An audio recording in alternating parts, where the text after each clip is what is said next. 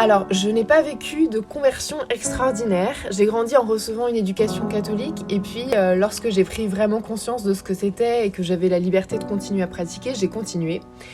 Certes, parfois un peu mollement.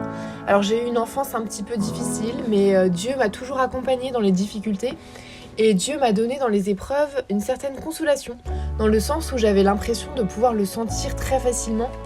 Et aujourd'hui, depuis que je suis pleinement heureuse et épanouie dans ma vie, c'est comme si Dieu me privait de cette sensibilité-là. Donc aujourd'hui, je ne sens plus Dieu comme avant, mais voilà, je sais qu'il est là, qu'il m'aime, que je l'aime profondément. Et je pense que c'est comme une sorte de mise à l'épreuve de ma foi, mais je reste fidèle à Dieu malgré cette aridité. Et je pense que c'est lié à mon histoire de ne pas être trop brusquée par Dieu, en fait.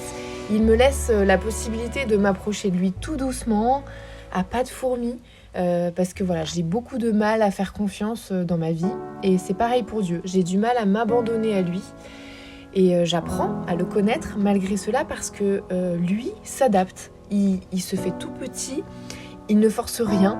Et moi là, je le découvre d'une douceur et d'une patience infinie. Et ça me touche profondément d'être attendue comme ça.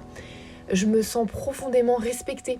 Et donc, évidemment, quand on rencontre quelqu'un comme ça, on n'a qu'une envie, c'est de le connaître encore plus pour pouvoir l'aimer encore plus. Et je vous souhaite vraiment de rencontrer Jésus.